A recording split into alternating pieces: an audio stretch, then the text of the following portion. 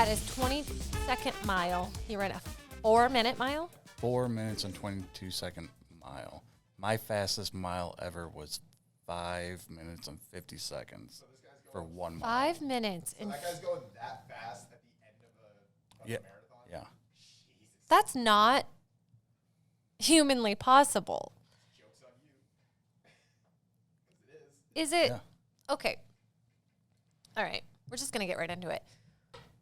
What makes a good runner? Is it your muscles? Is it your lungs? It's a combination of everything. Mind, muscles, lungs, your stride. Stride. Talk about stride.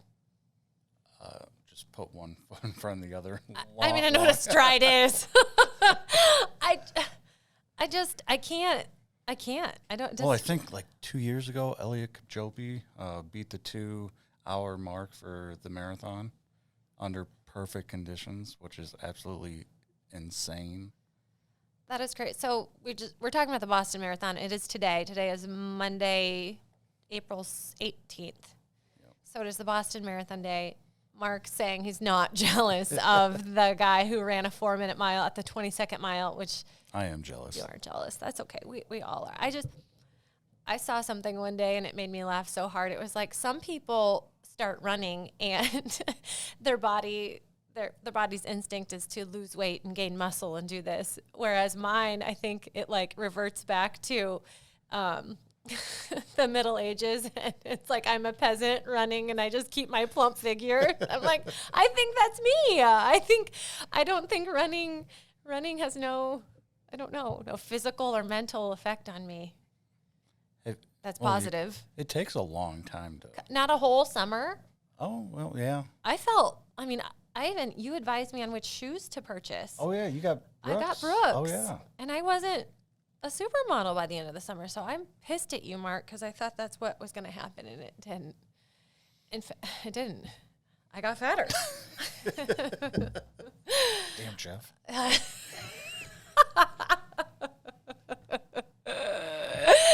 Hey. Anyway, we had a great episode today. We did. I feel like we could be a legal team. Yeah, absolutely. Do you think? No. Why not? Maybe you. I think you. I could do the research and the investigation. Yeah. You would probably like that too with all your murder podcasts and whatnot. I would. And like I forgot the word for statute of limitations, which is something I hear multiple times a week because I'm kind of embarrassed. So when you guys hear that during this episode of podcast featuring Bobby Rehkemper, not Bobby Rehkemper, as we may have announced a couple weeks ago on this very podcast, but it's fine. We all make mistakes. It's not a big deal. But he's such an interesting guy. I mean, talk about when you think of a lawyer who is doing these cases and performing in these trials and winning big cases for people, it's not Bobby that you think of. No. Because he does not come off as just a straight-laced lawyer. He's just so full of energy and life and passion and don't be a dick. Yeah, great advice. He is. He's a creative, bubbly, warm person that you just want to sit down and have a beer with or walk and have a beer with. More on that later. But, yeah, I'm glad that you brought him on. And we got to talk about his podcast that we are producing as well. GRL Law. GRL Law. Look it up anywhere podcasts are found. Great. Well, thank you. Thank you, Mark. I think that you'll have to come back on and update us when you finally do decide to do Ironman and you learn to swim. Yeah, let's not go Ironman level. Let's go simple triathlon. Okay. Fine. Because that swimming is, I need to tackle that. I need to tackle putting one foot in front of the other and figuring out my stride. Well, thank you. Enjoyed the episode. Bye. See ya. Today we have Bobby on the podcast. And Mackenzie, how do you say Bobby's last name? I struggle. Okay, so. Story time. We're so excited about your podcast. So excited that I was like, we're going to introduce it on an episode of Jell's podcast. So I read out the bio, and I did stutter and struggle at pronouncing your last name. Can you just pronounce it for us? You were the first person to ever do that. Yeah, I'm sure. Yeah. Rehkemper. Okay, I was right. It's one word. It's not Bobby Ray. It's Rehkemper. Bobby Rehkemper. Hey, how you doing? We got Bobby Rehkemper on today. Okay, so I would have, in my defense, I would have been right. Yeah. So yeah, we're really excited today because, the first lawyer on the podcast, we have to mind our P's and Q's. Is that how they say it? We don't want to do any, because we don't, are you going to bill us after this? Yeah, absolutely. Okay. Just kidding. The whole point of us working together is to try to break the stigma of a lawyer and humanize lawyers. But we definitely have one person at the table, a lot of people in the building, one person specifically who's jealous of you. That's creepy. Yeah, it is. So bit. Mark, open up. What's going on? Talk about your jealous feelings. What's Yeah, going I've on known here? Bobby for about a year or so, and Bobby's one of the people where you're around him and he just makes you feel better about yourself and you're happy, and he's always smiling and goofing around, and he's so intelligent. And another thing that really not attracted me to him, but relayed. Is it one of those podcasts? This is one of those podcasts. It's about to be ASMR. Getting uncomfortable here. There we His go. endurance athlete and his biking and just that mentality. And recently he did a Half Ironman, and I was like, oh, damn, I want to hear about that. And thought perfect time is on the podcast. Definitely.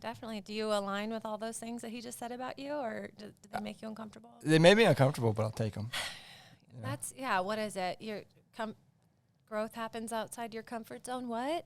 Is that it? Yeah, and so weird things, I guess, but we just got to roll with it. Oh, yeah. Well, who are you? We know you are a lawyer, but that's not all you are. You are all those things. So just kind of give us your little bio. I'm an attorney by day, a mediocre age group, endurance athlete by afternoons, parent by night, husband by night. Kind of have a few sticks in the fire at the same time. Keep me moving. You're that type of guy. Have you always been that type of person? I think so. Yeah. I think so. It gets worse. I think the older you get, the more active you have to stay to feel like you're doing something. And it's just an age thing. Maybe that's my midlife crisis. It's just doing everything all at once. Trying to. Yeah. Speaking of, have you always been that way? I was reading your bio through some of the work that we've done together, Bing Bang and GRL. You've got roots in Hawaii. Yeah. Yeah? Yeah. Talk about that a little bit. Well, I got on the wrong plane, ended up in Cedar Rapids, and couldn't get home. No, I grew up in Hawaii, Waialua High School, Haleiwa. It's on the North Shore of Oahu, and graduated in '95 from high school, went to college. Somehow, I'm still trying to figure that out in Cedar Rapids at Coe College.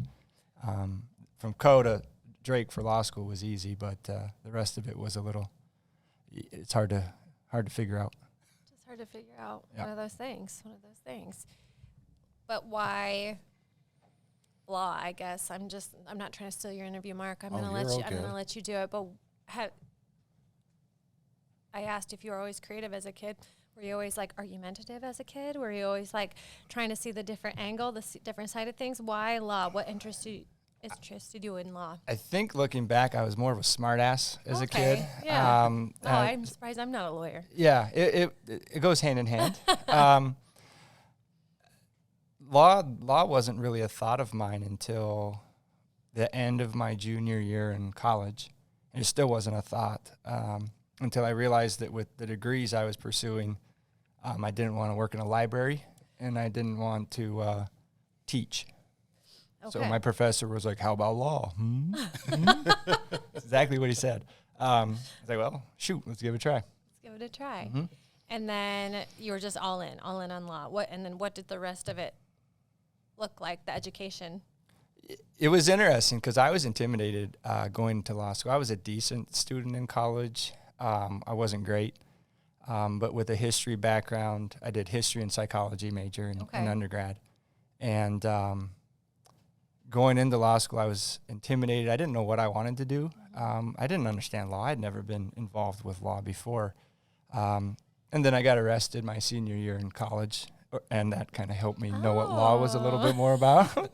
That was just like your undercover project. Exactly. It was a real life experience. And then you understand what it's like to be on the wrong side of law. Oh, So, man. yeah. Are you still in connection with the guy or gal that helped you out? I did not have an attorney. I learned that there are some things you can handle on your own. And when you think you have them handled on your own, there's a good story behind this one. Sometimes your parents still find out afterwards, even though they're 4,000 miles away. Are you going to tell us what you did? You don't have to. It was drunk in public. It was outside the Tycoon bar in Cedar Rapids. And I learned that being a smart ass while intoxicated to law enforcement is not necessarily a good idea. Shoot, I guess sometimes some of us have to find out the hard way. Some lessons are better learned and experienced than being told, because you don't believe it until you actually get to experience it. Oh my gosh, I was never arrested in college, but I did get the the minor in possession. Yeah, just a ticket. Just a ticket. I was in Iowa City. I was drinking, and they came, they busted me, and then a couple weeks later, I had turned 21. I was walking down. This actually happened. Now, I might need some law advice. I think it's probably we're past the statute of, what is it? Limitations. I was walking down the road in Iowa City. What is the main road? Melrose, with a case of Busch Light, obviously, as you do. Mm-hmm. And a cop, crosses over the 2 lanes of traffic, pulls me over, and asks to see my ID. And I was like, gladly. I had turned 21 the day before. I was like, yes, you can. Yes, you can, and yes, you will. Oh, man. I'm sorry. It feels good, and I had to brag about that. That's a good one to brag about. Yeah. It feels really good. Yeah, I don't have any experience. Mark, come on. Boring. None? No. We can look all this up online if you're lying to us. Do it. Or, better yet, maybe we have a mission. To get him arrested? I mean, maybe detained. Okay. I got a lawyer. Oh, my gosh. So, okay, how long have you been practicing now? It will be 20 years in September. And what was that jump from, so you graduated with your law degree and you passed your bar exam. I'm making all this up. What does that look like to get into, how does that process work? No, you hit it. You got it. Okay. So you go to law school. You hopefully pass law school. After law school, they make you torture yourself for a summer, sit down, take a bar exam for 2 days. Everybody's convinced they failed. Is it hard? Yeah, what's the process of studying? And Is it hard? It's probably hard. You look back and you're like, it wasn't that hard. Oh, sorry. That was cool. Cops are here. They're ready for Mark. They got us. It's not easy, and when you're done, everybody's convinced they failed.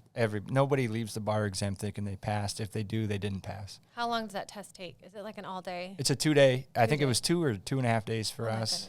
And then you wait about 2 months to get the results. And then you're shaking. You click on the button, and if you see your name, you're good. If you don't see your name, you're screwed, and you got to do it again. But then once you're done with that, they do a formal swearing-in ceremony, and then you're licensed officially to practice law. Forever? Or do you have to get re-licensed? Unless you get it taken away. No way. Yeah, you're good. Oh, my gosh. You got to do updated education, that kind of thing during the year. But if as long as you don't get your ticket punched, you're good to go. Oh, my gosh. Mark, I think you'd be a good lawyer. Why would you say that? Because I never quite know what you're thinking. So is that part of it? Do you have to just kind of poker face? I'm not good at poker faces. I feel like you. I don't do well. You wear with your them. heart on your sleeve. Kind of do. Yeah. And I have to remind myself not to, especially in trial. I got to not make those faces, not stare at people and make things awkward. Yeah. Oh, man. Yeah. So what's your favorite part about law? Or is it the investigation part, or actually going to trial, or helping out your clients? I would say probably being right and being able to prove you're right. There's something, I think that's part of my growing up I didn't like being told what to do. Mm-hmm. I was not good with authority. I wasn't overly naughty or rebellious, but I like to. And in law, you get that outlet. You get to create your case. You build your case. You present your case, and then hopefully, if everything comes together, you get an actual decision saying you're right. And I like that. I would like that too. I don't like being wrong. I did the mock trial in 8th grade. Yeah. Oh my God, I had everything ready to go. And I felt like I pinned someone to a wall. And the power there, I think I would have abused it. Yeah. So it's glad that I'm glad I'm in marketing and not practicing law. You'd see me in headlines somewhere. Yeah.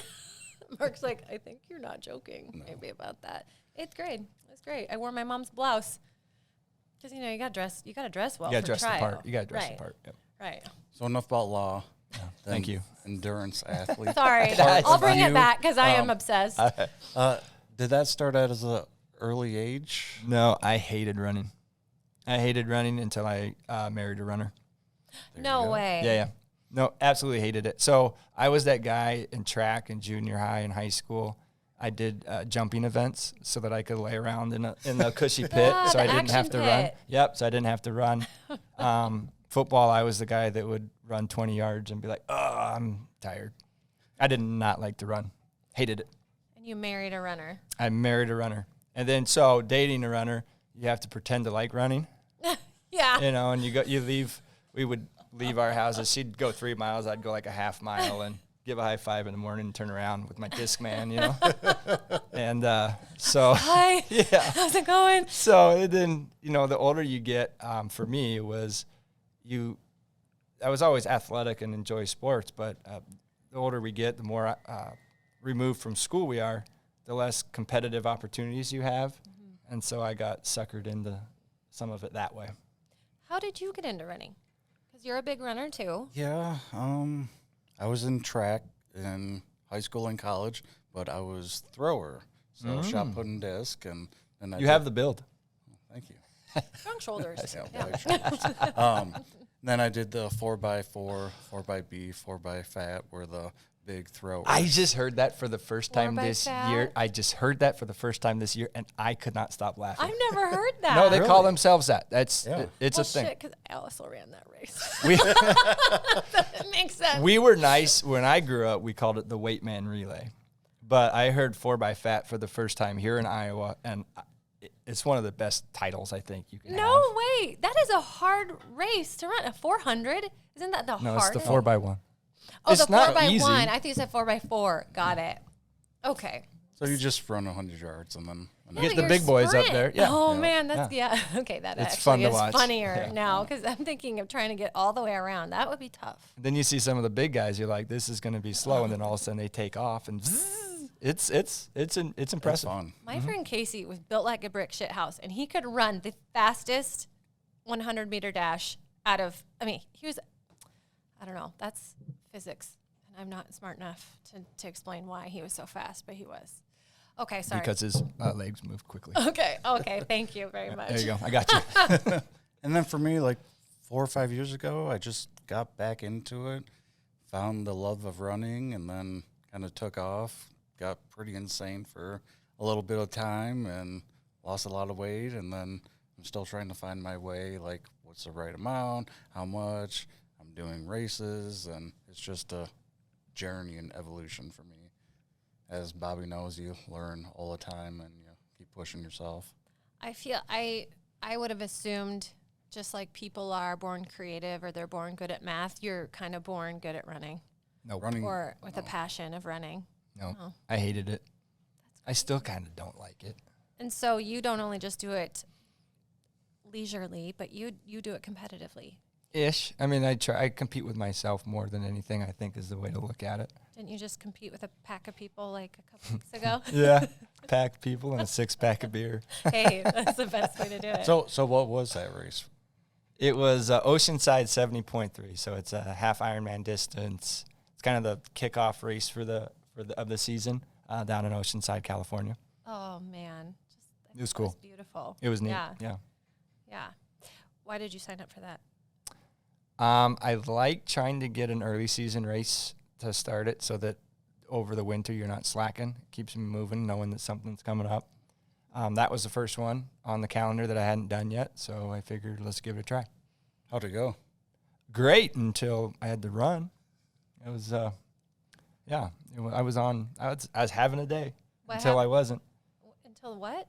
So was it swimming and then biking? And Yeah, Oh, so a triathlon. I'm sorry. Yeah, I triathlon, you missed that swim, part. you bike, and then you run. Right. Yeah. They don't want you to swim at the end of a triathlon. That's a bad idea. That sounds like The other, there would be more lawyers involved, I'm sure. yeah, they'd be pulling people out. Yeah, they don't want to do that. So the running part didn't go well, the part that you're, No. why not? Well, the first 4 miles went great, and but about 4.5 miles in, I could feel a pull in my calf that had been kind of bugging me over the last week. I was like, oh shit, here we go. And then I started heading up a hill, and it went bam, like you could feel it pull. And so it kind of hobbled around, hobbled, and then found an opportunity to make it awesome. Go, you gotta explain. So I try to, anytime I'm out and about, like riding or running, keep $20 in your pocket, Okay. right, in case you need it. And this, knowing that I had the issue with my calf, I was like, if everything goes bad, like I'm not finishing this race. Okay. Can't not finish it. It's too far, too expensive, too much into it, and I'm not going to eat crow and not finish. Mm-hmm. I finished all my races. I haven't started them all, but I finished them all. Okay. And so it would be about mile 7-ish. Mm-hmm. I was hobbling. So from 4.5 to 7, I was trying to run, seeing if I could, kind of hobbling. And I saw an opportunity. And a block away, the Wisconsin liquor market was right there. And I've always been told you can leave a race course as long as you come back the same way you left. You got to come back at the same At place. the same entry, yeah. And I'm a rule follower, right? Of course you yeah, are. Yeah. And so saw my opportunity. I'm like, I got 6 miles, 7 miles left. Like, this is terrible walking and hobbling and trying to run. So I walked up, surprised the fella at the liquor store in my tri-suit. His kid, I'm not sure the kid was old enough to sell a 6-pack, but he sold me a 6-pack of beer. And I walked back onto the course. I met a gentleman at the stop sign. I said, hey, are you going to be here for a while? He's like, well, yeah. He looked at me like I was crazy, and he saw me walk off. I come back on. I'm like, hey, I'm back. He goes, yeah, oh, shit, you are. He goes, is that beer? I go, yeah, it's beer. And I gave him a beer for his work of verifying my on and off. And then we finished the race drinking what ended up being a 5-pack of beer. And could you at least like jog at that I point? tried, yeah. And actually, when I would jog when the policemen are working the corners, keeping traffic because it was a closed course. So I'd kind of like start running when by them. I didn't need to get an open container you like could've you. done- yeah. I didn't need to get an open container. Bullshit. On Oceanside Drive, Oh my in California. So That is so funny. What kind of beer was it? I think you could get like a sponsorship. I should deal out have. of It was this. a local brew. It was green. It had something that it said Chronic. I thought we're in Southern California-ish, right? Something named Chronic sounds like fun. It was good. It was a gosh. good beer. I don't remember the. We'll have to name. put this part on social and try to tag maybe anybody. It was a that's green close, can. okay? It was 6-pack. It was green, light lime green. And it got you through. Was it good? It was great. And you know what? A beer a mile at the end of a half Ironman can get you pretty happy by the end. I met some people, had some fun. Oh my Yeah. gosh, that sounds like the only way to run any type of race. I might have to go back to that. Like Yeah. that might have to be in the back pocket each race now, just in case. Yeah, you should start a race here in Des Moines that is based on that experience. So there is a thing called a beer mile. Have you done one, Mark? I've heard of it. I've heard there was one downtown, and it's no longer in Why? existence. I've never done one, but it's on my list. I'm not a good beer chugger, and I sure probably can't run after chugging a beer, but I'm game. I feel like I'm probably equally as good at running a mile as I would be at chugging a beer. So maybe one would make me better than the other. I don't know. It would be difficult because I think you chug a beer, run a quarter mile, chug another beer, quarter mile, chug another beer. Chugging the beer is not fun. You want to enjoy your beer. Like, you got to enjoy your beer. I did. Yeah. I enjoyed my beer. I met some nice people. I got a fist bump from Dallas Clark. What? Yeah, that's right. Why That's was right. he? What was he? He was doing? racing. He did that race. I was crushing him. Broke my heart. I didn't get to beat him. That's right. His You're first back on. triathlon, I was whomping him. No way. Yeah, my favorite Hawkeye of all time. No way. Yep. And so they announced he was racing at the beginning. I was like, once your race starts going to shit, you start trying to find different things to occupy your mind. And I was like, I wonder if D. Clark's running around here somewhere. Like, he's doing the race. Either he's way ahead or he's miserable. And about a mile and a half left, you see this giant dude. Oh my gosh. Come chugging up. And I was like, go Hawks, and got a fist bump. And You know, he's telling this story completely different. He's like, I ran this race. some crazy bastard with a six-pack. He was drinking while running, and his calf looked like it hurt a little bit. That's not athletic at all. No, that's right. Who else has done that, though? I'm saying. I haven't you even pick your- run a 5K. Oh. No. Next year. I told Mark that's like, you know, his goal. We talked about doing a Big Bang one. I know. Got to get this baby out. You're pregnant? There was a lady that did, the Chicago Marathon, 9 months pregnant. Hey, listen. mean, I don't I'm like not to, calling you out, but I'm just I saying. don't like to. Not sure that's an excuse anymore. I don't like to talk shit about people you're podcasting with while you're podcasting with them. I just think it's rude. You're not wrong. Oh my Sorry. God. I got a side cramp walking around Lowe's this weekend, so I don't think a 5K while pregnant at all is in my future. It's not. I'm not proud of it. It is what it is. It's the truth. It's perfect timing. Today's actually the Boston Marathon. It is. And I saw a stat on Instagram. The man that won his 22nd mile pace was 4 minutes and 22 seconds. Are you kidding me? That's stupid. Yeah. Yeah, Finished I don't understand. 2:06:55 or something. It's just Nope. nuts. That's fast. It doesn't make any sense. I don't know. People truly are just built different. They are. What kind of race would you do, both of you?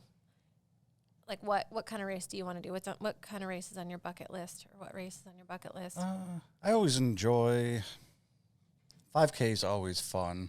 That's the race I can like have friends go with me. Yeah. Because I actually talked my mom into doing a 5K.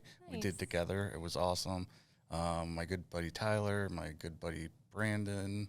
I was doing one with my buddy Kenyon in Minneapolis. He got injured, so I just ran it myself. So I think the 5K is a perfect beginner race that you can have people come with you. But I enjoy 10Ks, and I'll be doing a half marathon soon. Are you running when you're over in Ireland? Yeah.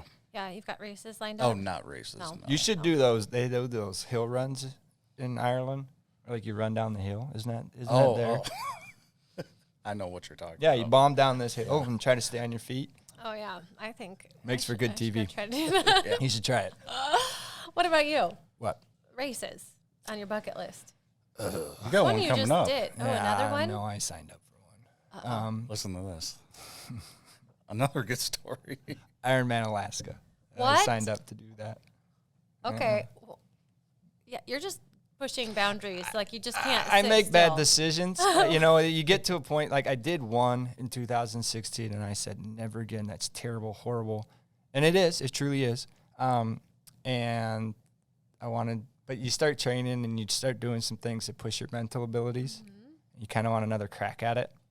And so when I saw that race got announced, I was like, well, shit. Like, all right, let's do it. It's Alaska. That's gonna be cool. It's gorgeous. It's gonna be in really neat. Alaska. Might get eaten by a bear, but we're gonna do that. Can you pack heat? You probably. I mean, I think I would. I'm guessing if you're training out there, you're probably taking at least some bear spray. for sure. Yeah, What time of year? In August. August. Yeah, so hopefully I get all summer to warm up. The lake will still be freezing. Yeah. And then see what happens. But it's gonna be. You don't have to deal with all that winter dark, right? 'Cause No, in so some parts of Alaska, it's gonna be the odds are good that I finish in daylight. right. Okay, That's a good. goal. Yeah. Yeah. Yeah. Oh my gosh, I was listening to well, your roots in Hawaii. Mm-hmm. Have you run races in Hawaii? Yeah. Okay. Have you done the marathon? I have not. I've ran one marathon, and it was at the end of an Ironman, and that's just a bad idea. Yeah. Yeah. I listened to a podcast recently about someone was running this race. Now I'm not going to have the details, and it's going to be a bad story. But there's like lore about the people of the woods, like they're like night walkers or The something. Menahune. Yeah. Yeah, and they. no, that's not lore. It's truth. Okay, Yeah. can you explain it in your perspective? They're like the best way to explain it for Midwesterners. Yeah. It would be like the Hawaiian leprechauns. Oh. The Menahune are the what would be Hawaiian leprechauns. What? Why do you say that? They're the little mischievous, spiritual-ish creatures. Do they protect what is their purpose? Now you're really taxing me. I know, I'm sorry. Now you put me on the spot, make me feel uncomfortable. I'm sorry. I don't mean to retaliate in that. If I were to say it, I'd probably be wrong. So I'm not Okay. exactly sure their entire purpose, but I know they're there. I'll hook you up with this podcast. It's called Radio Rental, and it's about like creepy stories that happen to people. They were running this race and they saw this figure. Oh man, it was just really, really interesting as they ran this race in Hawaii. There's a lot of spiritual phenomenon in Hawaii. Do you believe in things like that? I don't necessarily believe in them, but I believe they exist. Yeah. Yeah. You've never had any. I've experienced things that leave you kind of going, but yeah. You don't want to Care talk to about it? elaborate? No. You don't? No. Oh man, I'm This is right so up in. It Patches is. alley. That's all different. I gotta come prepared. I haven't, and I'm glad because I don't think I could handle that well. I think I would be sleeping with the lights on for the rest of my life. All I gotta say is, if you go to Hawaii, do not pick up lava rock. Leave it be. Really? Leave it be. I swear to God, I've seen it happen. Leave it be. If you haven't watched the Brady Bunch episode where they take something, don't do it. Like you'll be cursed. Yeah, 100%. Come on, you have to share. No, I'm just saying. Okay. No, you don't have to. I don't want to pressure you. So this one was involved in a race. This was a race. We had a group. We all went up to Kona there was a Half Ironman up there, and we had a big group from Zoom Performance here in Des Moines, and we all went up and had a blast. We rented a house and had a good group. I was the tour guide, even though I didn't really know Kona. I pretended. If you're from Hawaii, you know it all. Of course. But I told everybody at the beginning, like, leave the fucking lava rocks alone. Like, leave them alone. Might have to beep that. But that's, like, I promise you that's a thing. And a certain person in our group did not listen when they went to the beach. I didn't know it at the time, but... Why would you tempt it? Why? Because people don't believe it, and they're like, oh, that's just superstition. Okay, superstition or not, when shit starts happening, you kind of get, start paying attention. Yeah. So one of the kids got sick, had to go to the ER. Oh, no.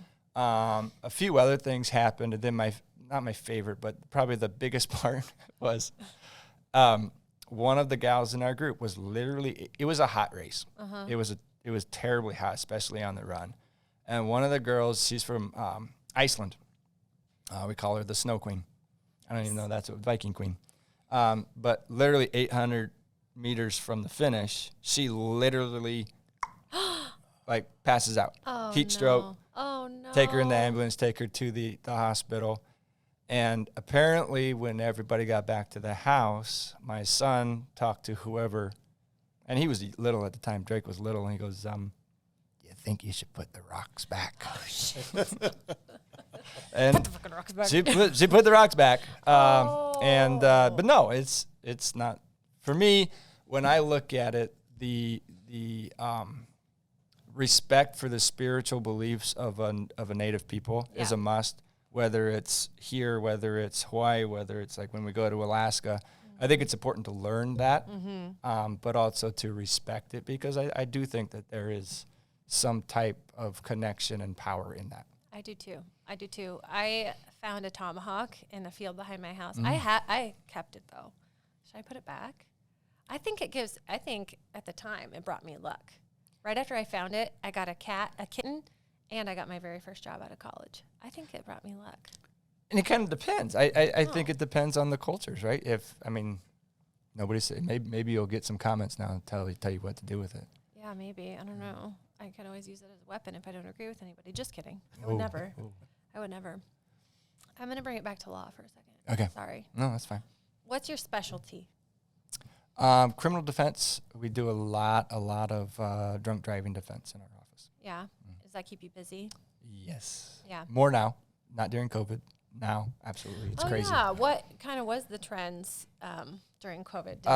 COVID cured drunk driving for the most part. Sure. No, it really did. It with the bars being shut and with Yeah. the curfews the bars can only stay open for so long. I think there was an interesting dynamic. You had that coupled with law enforcement almost being instructed not to initiate contact. Mm-hmm. They would respond and they would where they needed to, but they weren't out actively enforcing things. So there was a huge drop in OWIs, DUIs in Iowa during that time. But now we're seeing the after effects of COVID and the continuing effects of COVID, where people have been working from home for the last 2 years. Alcohol consumption has gone up considerably. Yeah. And so I think we're seeing the unfortunate side effect of that with even with operating while intoxicated cases. Definitely. Yeah, I guess I wouldn't have thought about that. Alcohol consumption, I'm sure. Yeah, I think right away people were like, this is fun, because we were trying to shop local, protect ourselves, stay inside, do all those things, support each other. I remember that first couple weeks, it was so fun. Like 5 o'clock, I'd go over to, we live in Altoona, so we went over to Reclaimed Rails and picked up our contactless beer. Yeah, I think it probably really did pick up, and for some people it just kind of stayed there. A lot of Unfortunately, people, or it got worse because they didn't have the social interaction. Yeah. They didn't have the community, and so they got to making friends with booze instead of other people, and it really had a Yeah. rough impact on them. That's crazy. So OWIs, what else? Anything related to trial work. We have a growing practice in personal injury, wrongful death type cases, criminal defense, any type of criminal defense. We're expanding into transactional work. We have an attorney that just started, not just started, it's about a year, that does for sale by owners, that kind of stuff. So is it really as sexy as the TV shows make it? Sexier. Make it look? It's Sexier. sexier? Oh, yeah. No, Explain why. it's not. It's the criminal stuff is fast moving. Yeah. But it's not near the same pace. Obviously, that they edit the TV shows to have.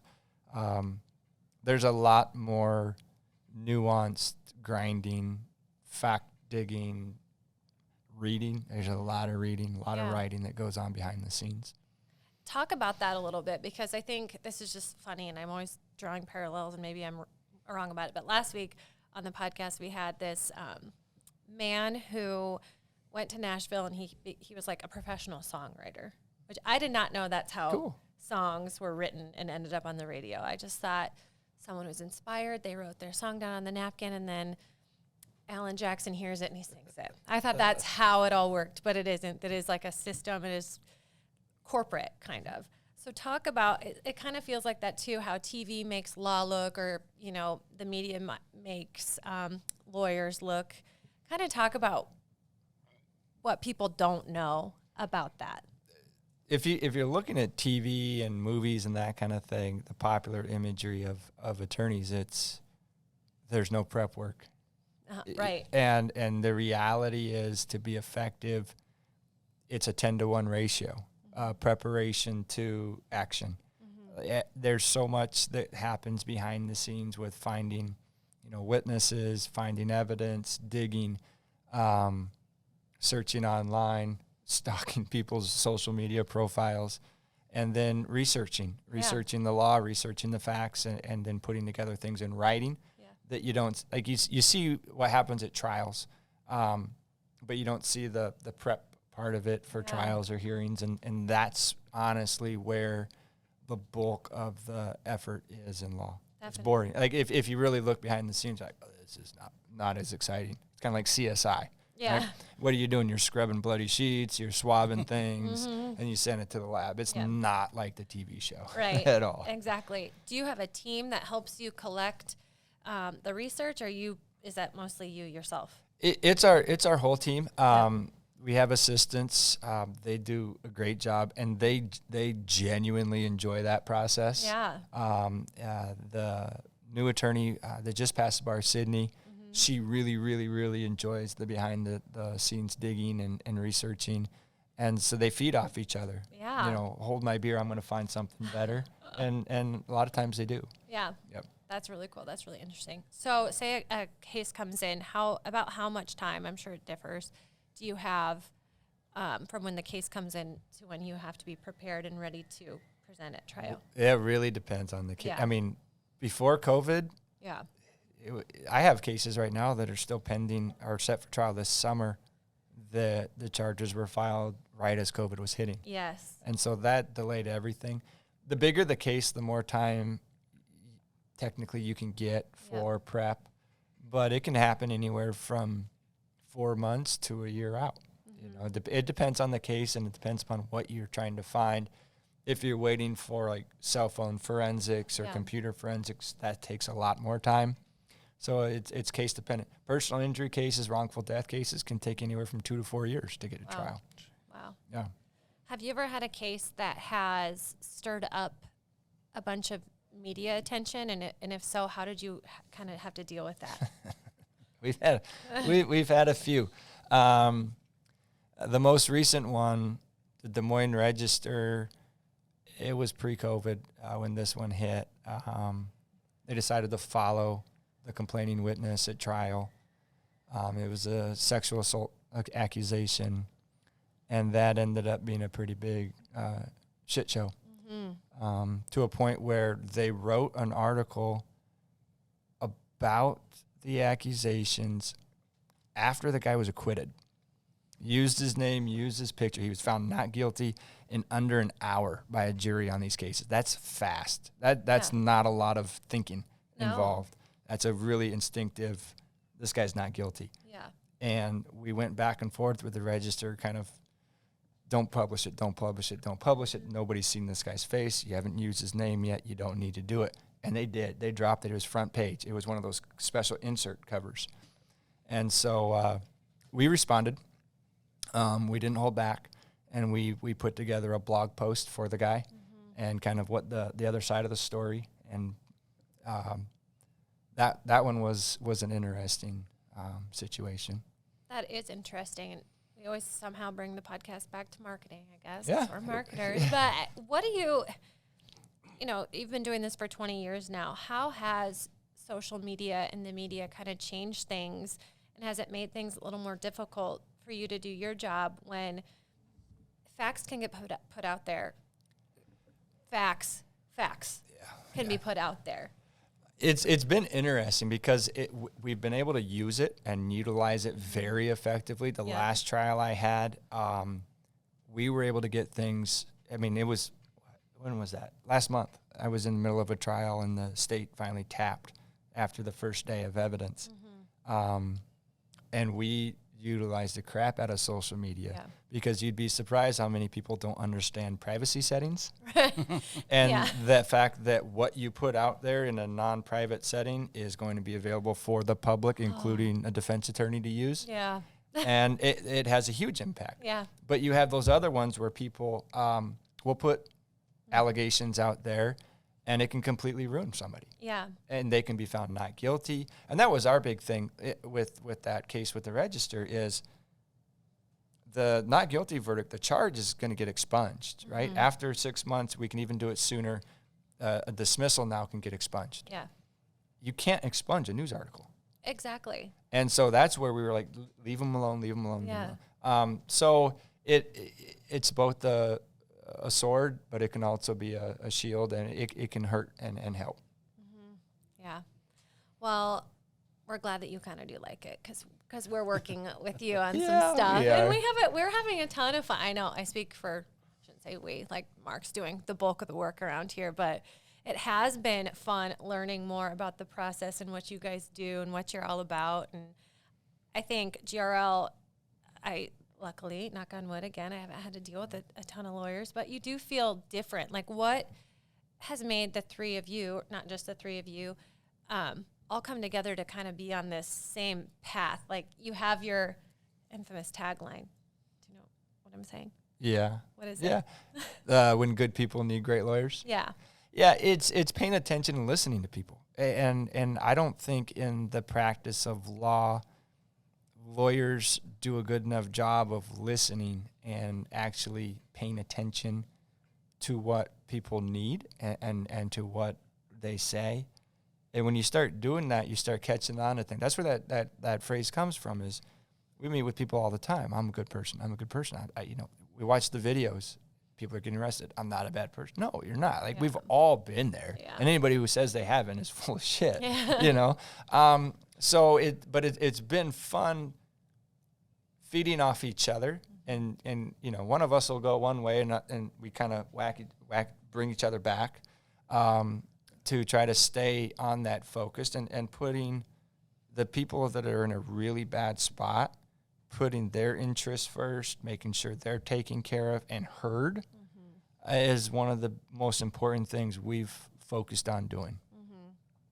So if someone is in a pinch legally, you really should be the first call. Yes. Listen, a person's life can be changed by one answer to one question, and they don't know that until they've answered it. So nothing is hurt to ask questions and get the advice first, and then make your decision. Not feeling obligated or pushed into doing something can literally save somebody's life, and it can save it from a civil side, from a personal injury side, to a criminal side as well. Yeah, I think that's good for people to hear. I think people get into bad situations and they either shut down and don't know what to do or don't know what move to make. But there are always good people waiting that specialize in this. That's the goal. Okay, serious question. Did you move all the way from Hawaii to Iowa because your friends and family kept asking you for free legal advice? No. I should, yeah.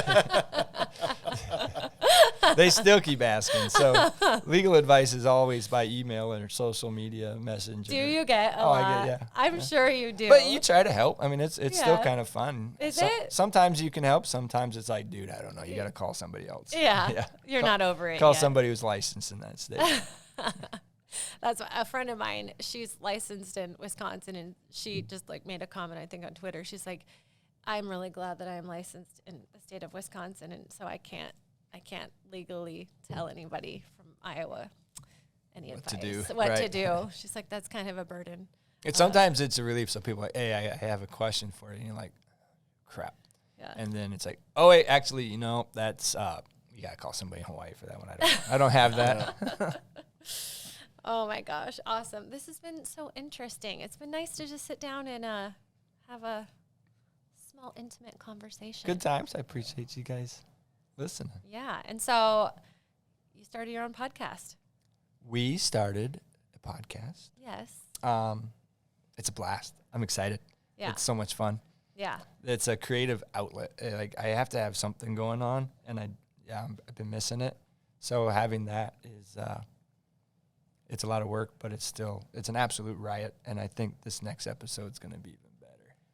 Ooh, better than Dope Yoda. Better than Dope Yoda. I think Dope Yoda was great and is great.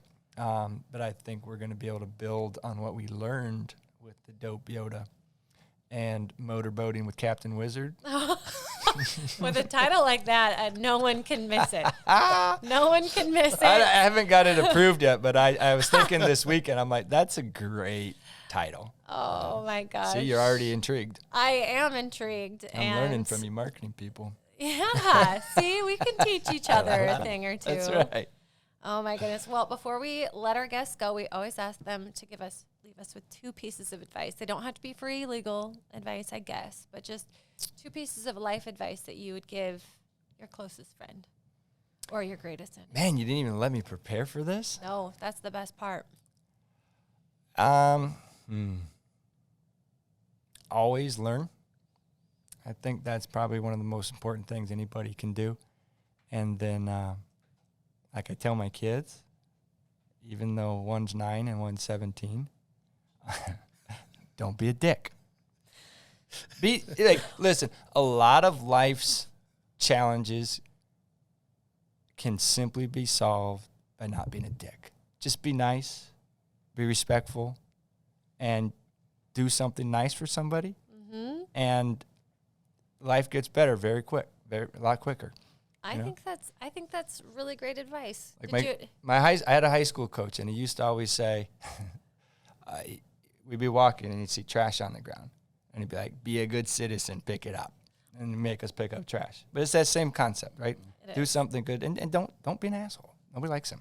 It's true, because sometimes I can catch myself being kind of an asshole, and it doesn't feel good. No, it doesn't. Whereas feel at good. the other side, you stop and let the geese cross the road or something. You feel good about yourself. Yeah, and you're winning points somewhere, whether, depending on your beliefs, if it's heaven, great. If it's somewhere else, great. But yeah, I feel like I'm racking up points somewhere, and hopefully there'll be Here's a challenge, Mark. Along those lines, I did this one time, and it was a lot of fun. I've made myself feel good. Okay. I took a trash bag on a run, Oh. and I picked up trash, and I felt like a champ. I felt like I was doing something. It was in the woods, you pick up all the crap that people leave behind. But again, don't be a dick. Don't leave your trash on the ground. Pick it up. That's great advice. It is. Take gloves with you. I should have And thought. no needles. Just don't touch any needles. If you're running where there's needles, we need to rethink some decisions. That is true. And I'm going to plug one thing for you. I saw you on the Drake social media Yeah. last week. And so I think it's your turn. You don't ever brag, Mark. Talk about what that was about in front of Bobby and all of our Bing Bang Jealous podcast audience. Well, 2 years ago, I ran a full marathon in my apartment, raised some money for charity, and then that was in conjunction with the Drake Relays road races. Was that you? That was me. That was Mark. I saw that, and I should have clicked and read it. That is fantastic. So Michael Admire reached out to me a couple weeks ago, like, "Hey, we want to do a follow-up." So I was like, "Yeah, sure." And then we met up. He interviewed me, and I ran around, and yeah. That was really, really, really, really freaking badass. It was really cool. So you're doing Drake Relays road race? Yep. Boom. Yeah, Mark's badass. He's That's awesome. He's gonna be the last one to say it though, so we have to give him his props when they're due. So yeah, damn. Thank you, Bobby, for coming on. Thanks for having me. Thank you very much. Thank you, Good and we will times. talk to you next time. And yeah, you guys keep a lookout for what's the episode title? What was it? Motor boating with Captain Wizard. All right, you heard it here. Thanks. Bye. Bye, guys.